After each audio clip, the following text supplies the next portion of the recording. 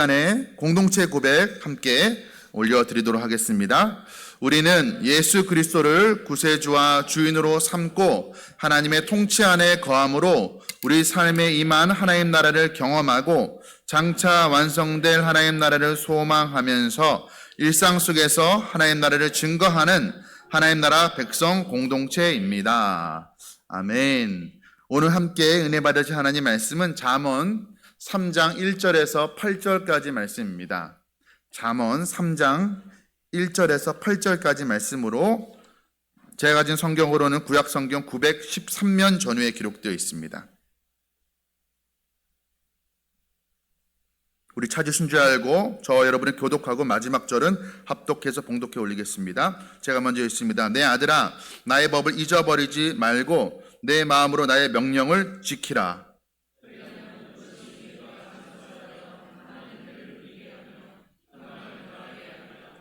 인자와 진리가 내게서 떠나지 말게 하고 그것을 내 목에 매며 내 마음판에 새기라.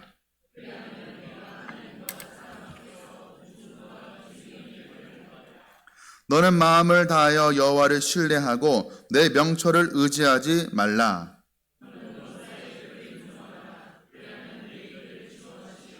스스로 지혜롭게 여기지 말지어다. 여호와를 경외하며 악을 떠날지어다. 함께 있습니다. 이것이 내 몸의 양약이 되어 내 골수를 윤택하게 하리라. 아멘. 오늘 읽은 본 말씀 가지고 하나님을 경외하는 삶이라는 제목으로 하나님 말씀 함께 나누도록 하겠습니다. 우리가 오늘 읽은 본문에 속한 이 잠언서는 우리에게 참 익숙하죠. 특별히 우리 학생들 같은 경우에 우리 이제 부모님이 신앙생활을 하는 경우에 우리 학생들에게 야, 잠언 성경 읽어. 잠언 지혜의 말씀이야. 똑똑해진대. 특별히 또 잠언은 31장까지 이루어져 있어서 매일 하루 한 장씩 읽으면 한 달 만에 일독을 할 수가 있습니다. 그러니까 잠언은 지혜서로 우리에게 잘 알려져 있는 말씀입니다. 하나님이 어떤 분이시며 또 하나님 앞에서는 우리 인간이 어떤 모습으로 살아가야 하는지 아주 구체적이고 실제적인 방법을 일러주는 이 지혜서가 바로 잠언서라고 할 수가 있습니다. 빌리 그레엄 목사님께서 이런 말씀하셨어요. 시편이 우리가 지난달에 새벽마다 시편 말씀 함께 나누었는데 시편은 하나님을 어떻게 예배하는지에 대해서 알려주는 책이라면 성경이라면 잠언은 그렇게 하나님을 예배하는 자들이 다른 이 사람들과 어떻게 살아가야 되는지 교제하며 살아가야 되는지를 알려주는 성경이다라고 말을 했습니다. 그러니까 시편이 하나님을 향한 예배와 삶을 보여주는 것이라면 잠언은 조금 더 실천적으로 우리의 매 순간의 삶 속에서 하나님 앞에 어떻게 살아가야 되며 또 인생을 어떻게 바라보고 또 옆에 있는 형제 자매들과 어떤 교제를 나누며 살아가야 되는지를 일러주는 성경이라고 할 수가 있습니다. 이 잠언 굉장히 실제적이고 실천적인 그 말씀들이 기록되어 있는데 이 잠언의 핵심 주제를 꼽으라고 하면 오늘 바로 설교의 제목과 같습니다. 하나님을 경외하는 삶입니다. 우리가 하나님을 경외하는 삶이 어떤 삶인지를 나누기 전에 먼저 왜 우리가 하나님을 경외하는지 해야 하는지 하나님께서는 왜 우리에게 당신을 경외하라고 말씀하시는지 그 이유를 먼저 우리가 살펴볼 필요가 있습니다. 우리가 그 이유를 알지 못하면 하나님을 경외하라는 것이 또 하나의 그냥 무거운 짐처럼 율법처럼 여겨지게 될 뿐인 것입니다. 그래서 우리를 향한 하나님의 본심이 무엇인지 우리가 먼저 알 필요가 있습니다. 하나님께서 왜 우리에게 당신을 경외하라고 하시는 것일까요? 우리가 하나님을 경외하는 삶이라고 들으면 굉장히 마음이 좀 답답하고 또 짓눌리는 것처럼 뭔가 또 해야 할 의무를 하나 또 얻는 것처럼 그렇게 느끼곤 합니다. 그러나 실제는 그렇지가 않습니다. 하나님을 경외하는 것이란 우리의 자유를 빼앗는 것이 아니라 오히려 우리의 인생을 망치지 않도록 도와주는 하나님의 지혜인 것입니다. 하나님을 경외하는 것은 지루하고 따분하고 재미없는 것이 아니라 오히려 우리의 인생을 지켜주는 하나님의 지혜라는 것입니다. 그것을 잠언이 우리에게 가르쳐주고 있습니다. 여러분 한번 생각해 보십시오. 지난 한 주간에 내가 내 나름대로의 생각과 판단과 지혜를 가지고 내렸던 어떤 선택과 결정들이 오히려 좋지 못한 결과를 혹 낳은 적은 없으십니까? 최근에 내가 내린 어떤 선택들, 내가 했던 그 말들, 차라리 하지 않았으면 좋았을 것. 차라리 선택하지 않았으면 좋았을 뻔 하는 것들이 있지 않습니까? 그 결정을 하지 말았어야 되는데, 내가 옳다고 생각해서 내렸던 결정인데 되돌아보니까 그때 그거 잘못된 선택이었어 하는 것들이 아마 있을 것입니다. 그때는 나름대로 내가 지혜롭게 내린 결정이라고, 나름대로 주변에 지혜로운 사람들, 똑똑한 사람들의 의견을 내가 받아들여서 내가 내렸던 결정이 이제서 보니까 잘못된 결정이었다는 것을 우리가 깨닫는 경우가 종종 있습니다. 그러니까 우리가 조금만 진지하게 정직하게 우리 자신을 돌아보면 우리에게는 지혜가 없다는 것을 금방 인정하게 됩니다. 우린 지혜가 없는 자들이에요. 그렇기 때문에 우리는 지혜가 필요한 자들입니다. 지혜가 필요한데 그 출발점이 바로 하나님을 경외하는 삶인 것입니다. 잠언의 서론의 핵심 구절은 잠언 1장 7절 말씀입니다. 여호와를 경외하는 것이 지식의 근본이다라고 말하고 있습니다. 여호와를 경외하는 것이 지혜의 근본이라는 거예요. 우리는 우리 한 번뿐인 인생을 제대로 바르게 옳게 살아갈 지혜가 없는 사람들인데, 바로 여호와를 경외하는 것이 지혜 없는 자들의 꼭 필요한 그 지식과 지혜의 근본이라고, 출발점이라고 말씀하고 있는 것입니다. 이것이 굉장히 중요한 지점이죠. 잠언에서 하나님을 경외하는 삶이 주제인데, 그런데 하나님은 하나님을 경외하라고만 말씀하시진 않습니다. 하나님께서 경외하라고 말씀하시면서 꼭 뒤이어서 하시는 말씀이 하나님을 경외하는 자의 삶 가운데 하나님께서 주시는 그 놀라운 은혜와 은총과 복들에 대해서 말씀하십니다. 하나님을 경외할 때 그 결과가 우리의 말과 인간관계, 우리 재정과 가정과 직장과 우리의 선택과 감정에 우리에게 도움이 된다는 것을 잠언 성경은 우리에게 가르쳐주고 있습니다. 그러니까 하나님을 경외하라는 것은 우리가 손해보는 일이 아닌 거예요. 하나님을 경외하는 것은 오히려 하나님을 인정함으로써 우리 인생을 망치지 않게 되는 유일한 비결이라는 것을 우리가 기억하면서 오늘 말씀을 우리가 받기를 원합니다.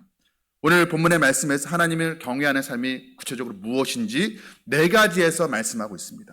그리고 그렇게 하나님을 경외하는 삶을 살아갈 때 그렇게 살아가는 자에게 주신 하나님의 그 약속이 또 4가지로 주어지고 있습니다. 첫 번째, 하나님을 경외하는 삶의 모습은 구체적으로 어떤 것인가? 하나님의 말씀을 마음에 깊이 간직하는 것입니다. 하나님을 경외하는 사람은 어떤 사람인가? 하나님의 말씀을 마음에 깊이 간직하는 것이에요. 여러분, 하나님의 말씀이라는 것이 무엇입니까?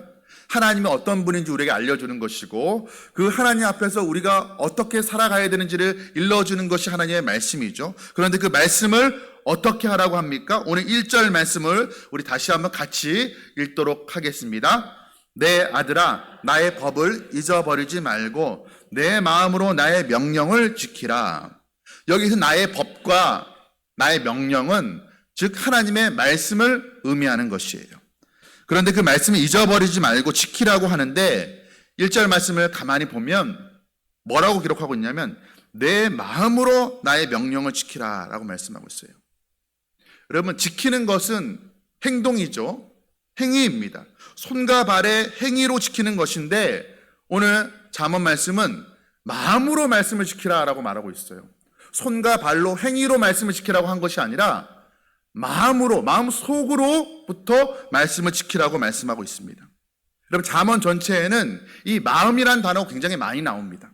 레부 혹은 레바부라는 원어인데 이 마음이라는 것은 우리말로 하면 다르게도 번역됩니다. 우리의 생각과 또 행동과 결단과 사랑, 여러 가지 다양한 의미를 가지고 있어요.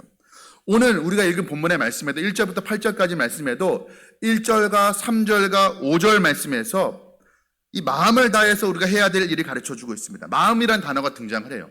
그리고 2절과 4절과 6절에서 우리가 마음으로 하나님을 경외했을 때 주어지는 그 복에 대해서 말씀하고 있습니다. 그러니까 마음에 대한 강조, 1절 말씀 보면 한번 띄워주시겠습니까? 1절 말씀에 보면, 1절, 3절, 5절 말씀, 제가 자막에 드렸는데 1절 말씀 보면 너희 마음으로 명령을 지키라 라고 하고 있어요. 또 3절 말씀 보면 인자와 진리를 마음판에 새기라. 또 마음이라는 단어가 등장하죠. 5절 말씀에도 마음을 다하여 여호와를 신뢰하라 라고 말하고 있습니다. 여러분, 하나님께서 하나님을 경외하는 삶을 말씀하실 때 왜 이렇게 마음을 강조하시는 것일까요? 마음이라는 것이 우리의 생각과 행동과 우리의 선택과 결정을 만들어내는 그 마음의 그 근원이 되기 때문에 그런 것이에요. 다시 말하면 하나님께서는 지금 말씀을 지키라고 하면서 속마음이 뒷받침되지 않은 상태에서 행동만, 겉모습만 바꾸라고 요구하고 있는 것이 아닙니다. 우리의 어떤 선택과 행동을 만들어내는 것이 우리의 마음이기 때문에 마음 속으로부터 바꾸라고 말씀하고 있는 것이에요. 행동도 중요하지만 행동의 변화는, 진실된 행동의 변화는 마음 속으로부터 나오기 때문에 하나님께서는 마음으로부터 말씀을 지켜라, 마음속 깊이 하나님의 말씀을 새겨라, 이렇게 말씀하고 있는 것입니다. 우리가 이런 말 하지 않습니까? 마음이 가야 뭐가 가요? 마음이 가야 몸이 간다 라는 말이 있죠. 그러니까 마음이 우선이라는 거예요. 마음으로 말씀을 지키라는 것은 말씀을 마음 깊이 간직하고 새기라는 것입니다. 그래서 우리의 생각이 그렇게 말씀이 깊이 새겨진 그 마음으로부터 나올 수 있도록 하라는 것이에요. 말씀이 새겨지지 않은 마음으로부터 우리의 행동이 나오고 우리의 생각이 나오고 거기로부터 우리가 선택하고 결정 짓는 것이 아니라 마음에 하나님의 말씀이 깊이 새겨서 그 말씀이 깊이 새겨진 마음으로부터 우리의 행동이 나오게 하라고 그렇게 지금 하나님께서 말씀하고 있는 것입니다. 즉 말씀이 우리의 삶의 중심이 되게끔 하라고 말씀하고 있는 것이에요.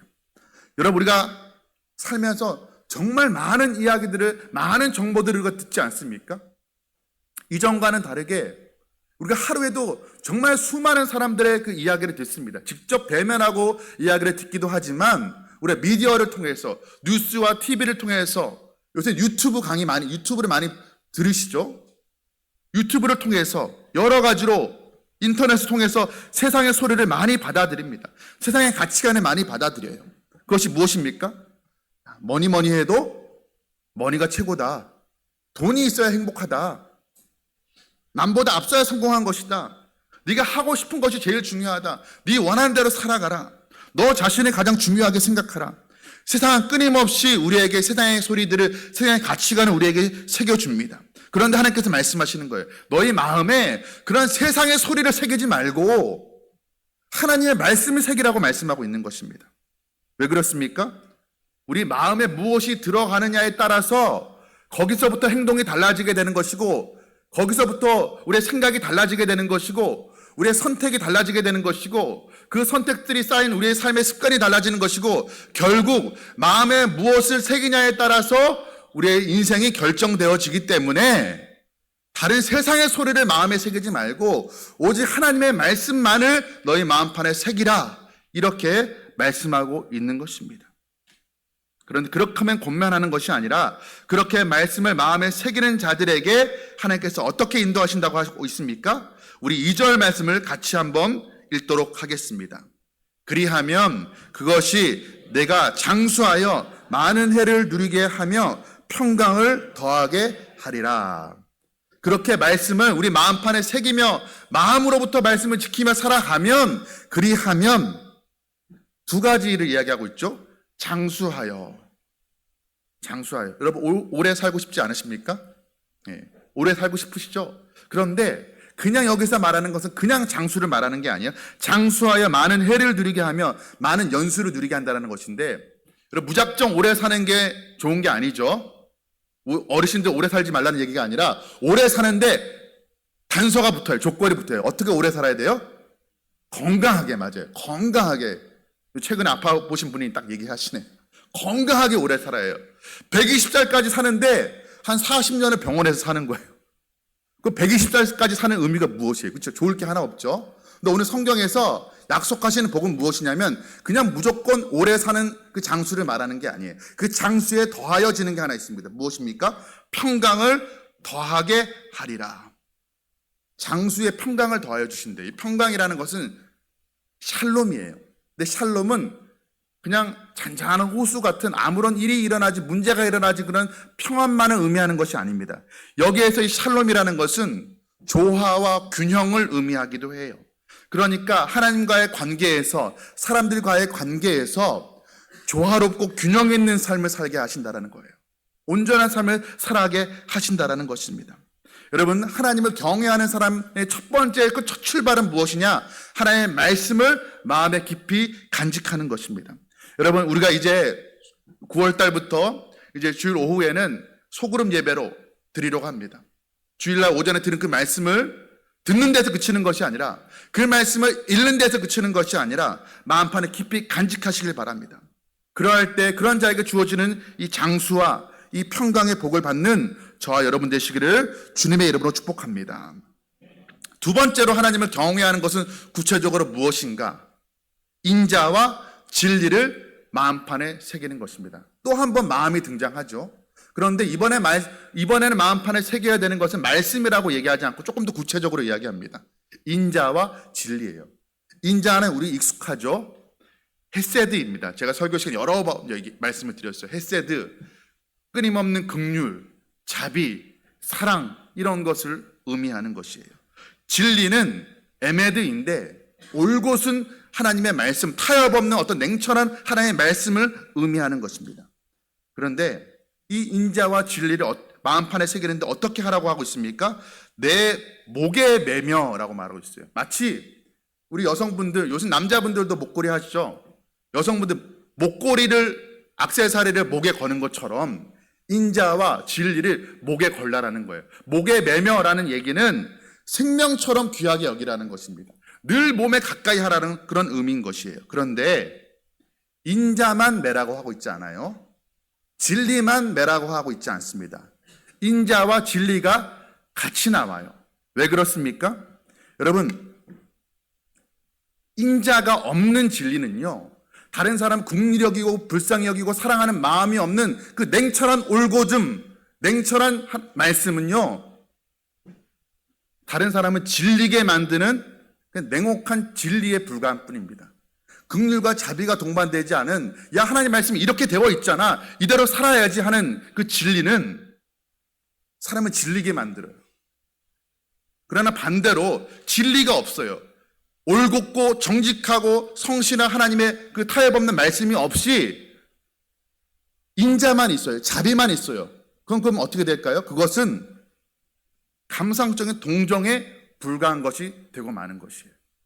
그래서 하나님은 우리에게 이 인자와 따뜻한 마음과 긍휼과 자비와 올곧고 바른 그 진리, 이 에메드를 같이 동시에 마음판에 새기라고 말씀하고 있는 것입니다. 그렇게 인자와 진리의 목걸이를 우리 목에 메고 다님으로 인해서 다른 사람들이, 하나님을 알지 못하는 사람들이, 아, 저 사람의 삶을 보니까 인자가 있네, 저 사람의 삶을 보니까 진리가 있네, 알게 하라는 것이에요. 그로 말미암아 우리가 믿고 따르는, 우리가 섬기는 그 하나님이 이 인자와 진리가 풍성하신 하나님임을 알게 하라는 것입니다. 여러분 주변에 하나님을 알지 못하는 사람들이 우리의 삶을 볼 때 인자와 진리를 발견하고 있습니까?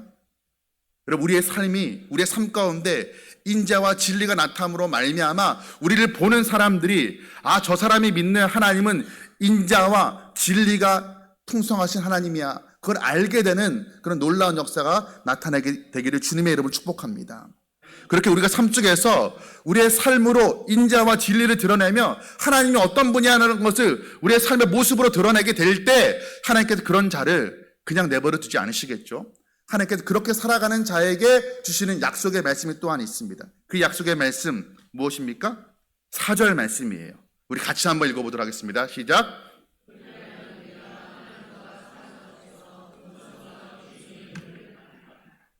여기 중요한 게요, 하나님 앞에서만이 아니에요.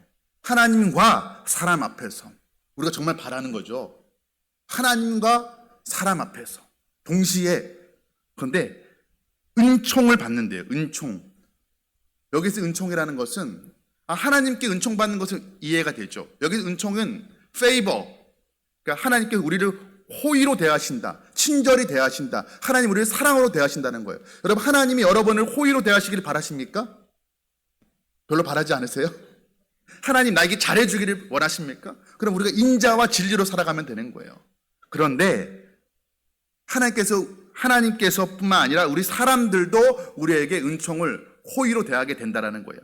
또 하나, 귀중히 여김을 받게 된다고 말씀하고 있어요. 하나님으로부터 존귀하게, 소중하게, 귀중하게 여김을 받게 된다는 거예요. 사람들 앞에서 인정과 칭찬과 존중을 받으며 살아가게 된다는 것입니다.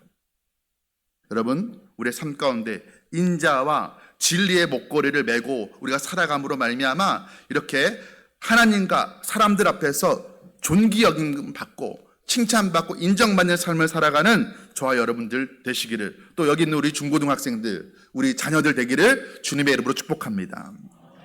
세 번째로 하나님을 경외하는 삶은 무엇인가? 마음을 다하여 하나님을 신뢰하는 것이에요. 마음을 다하여 하나님을 신뢰하는 것. 여기 또 똑같이 마음을 강조하고 있죠. 우리 5절 말씀 같이 한번 읽어보도록 하겠습니다. 너는 마음을 다하여 여호와를 신뢰하고 내 명철을 의지하지 말라. 여러분, 우리가 하나님을 신뢰합니다라는 고백 많이 하죠. 하나님 믿습니다라는 고백은 달리 말하면 하나님 신뢰합니다라는 고백이에요. 여기 있는 우리 모두들 아마 하나님을 신뢰하지 않는 분은 한 사람도 없을 것입니다. 다 하나님을 신뢰합니다. 그렇죠? 하나님을 정말로 진실로 믿는 사람이라면 다 하나님을 신뢰해요. 그런데 정도가 다릅니다. 어떤 사람은 많이 신뢰하고 어떤 사람은 조금 신뢰해요. 그런데 여기서 하나님을 신뢰하라는 것은 사람마다 각자 형편에 맞게 알아서 정도껏 나름대로 신뢰하라는 말이 아니에요. 여기에서 하나님을 신뢰하라는 것은 일정 부분만을 신뢰하라는 것이 아니라 내 모든 삶의 영역들을 하나님께 온전히 맡기라는 그런 의미를 가지고 있는 거예요. 어느 부분만 맡기는 게 아니에요. 내 힘으로 안 되는 어떤 문제들만 맡기라는 게 아니에요. 나머지는 내가 할 수 있으니까 하나님 내가 책임질 테니까요. 내 힘으로 잘 안 되는 요 문제는 하나님께 맡깁니다. 하나님 해결해 주세요. 부탁하는 게 아니에요. 내 모든 삶의 영역을 전적으로 하나님께 온전히 내어 맡기는 것을 의미하는 것입니다. 아빠와 아이가 노는데, 우리 여기 전종희 집사님도 아마 하진이 하율이라고 그런 장게 놓으셨을 것 같은데, 아이들이 좀 높은 곳에, 남자아이들은 좀 높은 곳에 올라갈 때 있잖아요. 좀 자기 키보다 높은 곳에 올라가요. 그럼 뛸까 말까 막 이러는데 아빠가 밑에서 어떻게 합니까? 야, 절대 뛰지 마, 이렇게 하는 아빠는 별로 없어요. 어떻게 해요, 아빠들은? 엄마들은 뛰지 마 해요. 야, 뛰지 마, 빨리 내려와 하는데 아빠들은 주로 어떻게 합니까? 뛰어 이래요. 뛰어. 그럼 대부분의 아이들은요, 조심스럽게 뛰는 것도 아니에요. 하늘로 높이 점프하며 뛰어내립니다. 그럼 아빠들이 어떻게 합니까? 우리 집사님 어떻게 하셨어요? 피하셨어요? 받아주죠. 받아줍니다. 근데 아이가요, 어떤 아이가 그렇게 뛰어내리라는 아빠의 말에 겁없이, 주저함 없이 뛰어내릴까요? 아빠를 신뢰하는 아이, 그렇죠? 아빠와의 애착 관계가 잘 되고 신뢰 관계가 형성된 아이는 뛰어내리죠. 여기 이제 뭐 어린 자녀를 둔 분이 있는지 모르겠지만, 우리 전도사님, 우리 황전도사님, 아직 자녀들이 어리니까 집에 가서 은결이한테 높은 장롱 위에 올라가서 한번 뛰어내리라고 할 때, 은결이가 안 뛰어내리면 뭐예요? 아빠를 신뢰하지 않는 거예요. 아, 내 아빠 못 믿겠어. 사람 믿지 말아야 돼. 하나님만 믿어야 돼. 여러분, 신뢰한다라는 건요, 이런 거예요. 아빠가 받아줄 것을 믿고 아빠가 안 받아주면 다치는 거예요. 다리 부러지고 팔 부러지는 거예요. 그런데 아빠니까 당연히 받아주겠지 믿고 주저함 없이 그냥 뛰어내리는 거예요. 여러분, 하나님을 신뢰하는 것은 바로 이런 것인 거예요. 하나님께서 내 모든 것을 책임져 주실 것을 믿고 내 현재와 내 미래를 모두 다 맡기는 것입니다. 다시 말하면, 달리 말하면요, 하나님을 신뢰한다는 것은 무엇이냐면 하나님의 주인 되심을 인정하는 거예요. 하나님의 주인 되심을 인정하는 거예요. 주인께서 알아서 하시는 것입니다. 주인이요, 종의 삶을 책임집니다. 아버지가요, 자녀의 삶을 책임지는 거예요. 우리 자녀들 아직 어린데 내가 내 삶 책임진다고 생각하면 안 됩니다. 그렇죠? 아직까지는 부모님이 여러분 삶을 책임지는 거죠. 그렇죠? 마찬가지예요. 주인 되신 하나님이, 아버지 되신 하나님이 우리의 삶을 책임져 주실 줄 믿고 맡기는 거예요. 그런데 어떤 사람이 하나님을 신뢰하고 맡길 수 있을까요? 오늘 5절 말씀 말미에 보면 내 명철을 의지하지 말라. 너의 지혜와 너의 명철을 의지하지 말라라고 말씀하고 있어요. 그러니까 자기의 지혜와 자기의 명철을 의지하지 않는 사람이 하나님께 모든 것을 맡길 수 있다라는 거예요. 아직도 내가 똑똑하다고 내 지혜가 하나님의 지혜보다 낫다라고 생각하는 사람은요, 절대로 하나님을 신뢰할 수 없습니다. 다시 말하면 하나님을 경외하지 못하게 되는 거예요. 자기 명철을 의지하지 말라. 그런데 우리가요, 사람이 살면서 나이가 들면요, 헛 나이만 드는 게 아니죠. 대부분 경험이 쌓이고 지식이 쌓이고 지혜가 쌓이게 됩니다. 그러면 나름대로 무언가 어떤 상황에서 결정을 내릴 때 나름대로의 판단과 기준과 잣대라는 게 생겨요. 나름대로의 판단 기준이 생긴다라는 거예요. 그런데 내 경험과 내 명철과 내 지혜를 바탕으로 한 그 잣대와 그 기준을 가지고 우리가 어떤 결정을 내리면 어떻게 됩니까? 때로는 맞아 떨어질 때도 있어요. 그러나 더 많은 경우에 결정적 순간에 내가 내 명철을 의지했다가 내 지혜를 의지했다가 다른 세상에 똑똑하고 명철하고 지혜로운 사람을 의지했다가 낭패를 본 경험이 아마 한두 번씩 있으실 것입니다. 여러분은 겸손하게 우리의 무지함을 인정하며 우리의 지혜 없음을 인정하며 하나님을 신뢰함으로 하나님의 지혜를 구해야 되는 사람들인 것입니다. 그런데 그렇게 하나님, 내게 명철함이 없습니다. 내가 지혜가 없습니다. 하나님을 신뢰합니다. 하나님의 주인 되심 인정합니다. 라고 고백하며 나아가는 자들에게 하나님께서 약속하신 또 축복이 있습니다. 6절 말씀 우리 같이 한번 읽도록 하겠습니다. 시작.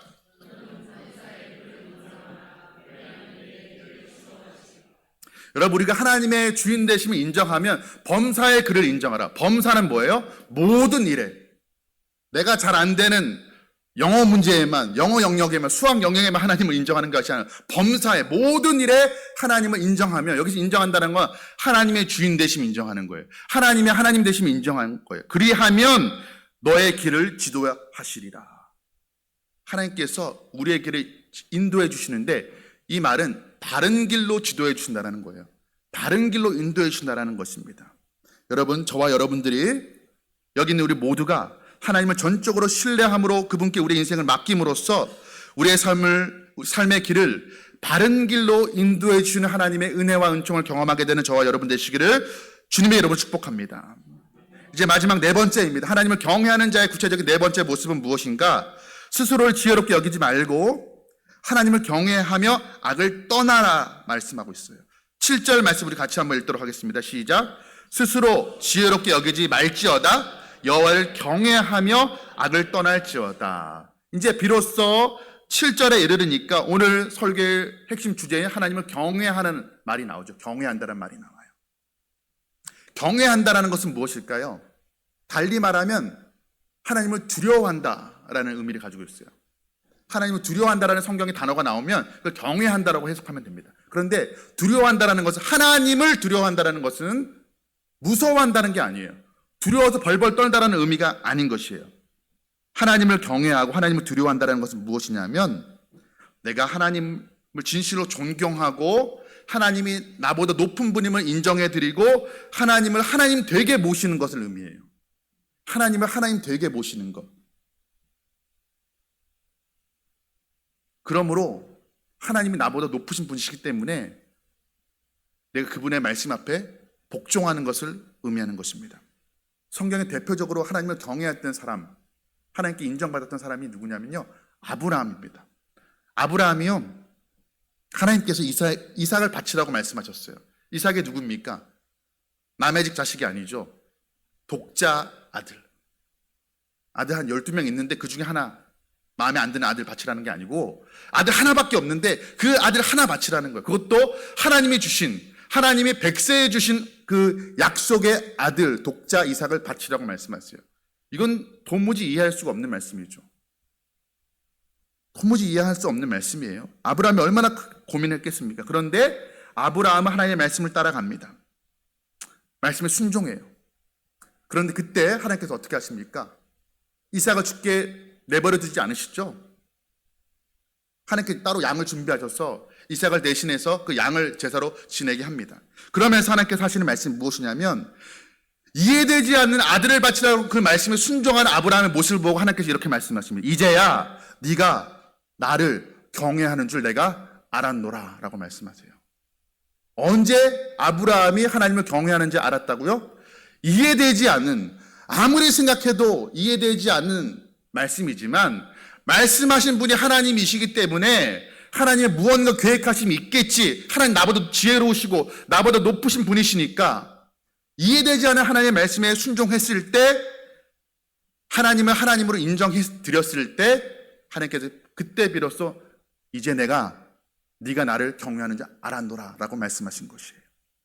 여러분, 요셉도 마찬가지입니다.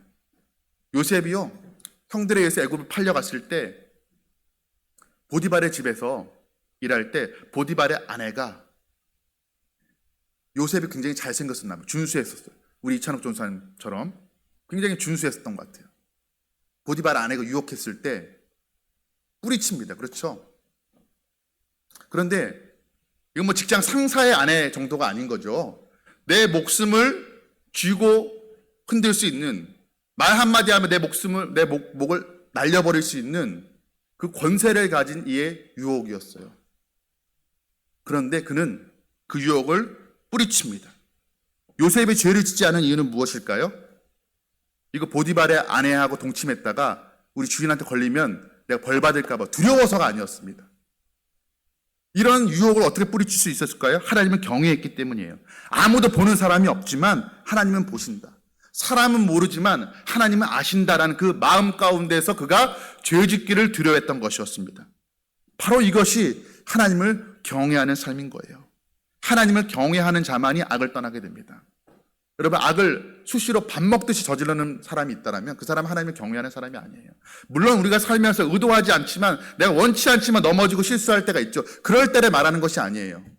내가 하나님 믿는다고 하는데 신앙생활 하면서 밥 먹듯이 죄를 범한다라고 하면 그 사람은요, 사실 하나님을 경외하지 않는 거예요. 하나님을 두려워하지 않는 것입니다. 하나님을 경외하는 자만이, 사람은 모르지만 하나님은 아신다. 그리고 내가 하나님 앞에 범죄하지 않겠다 하는 것이에요. 그런데 그렇게 하나님을 경외하는 자, 그러므로 하나님 악에서 떠나는 사람에게 하나님께서 놀라운 약속을 하십니다. 8절 말씀이에요. 같이 읽겠습니다. 이것이 내 몸에 양약이 되어 내 골수를 윤택하게 하리라. 아멘.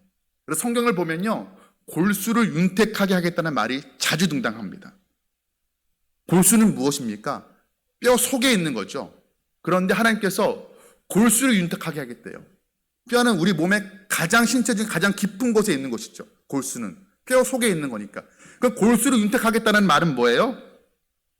겉으로 잘되게 해주겠다라는 의미가 아니라 뼈 속으로부터, 가장 네 삶의 깊은 부분으로부터 잘되게 하겠다는 하나님의 약속인 것입니다.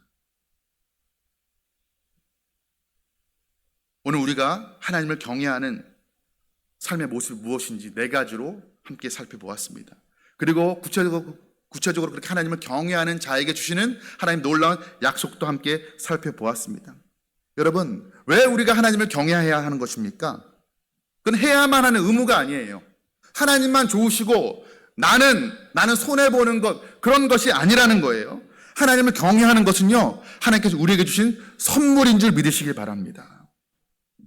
우리가 하나님을 경외하며 살아갈 때 우리가 인생을 바르게 살아갈, 다른 곳에서 얻을 수 없는, 내가 인생을 2회차, 3회차 살아도 얻을 수 없는 인생을 바르게 살아갈 수 있는 유일한 지혜를 하나님을 경외하는 자에게 하나님께 주신다고 약속하시는 것입니다. 여러분, 그러므로 하나님의 말씀을 마음에 깊이 새기시길 바랍니다.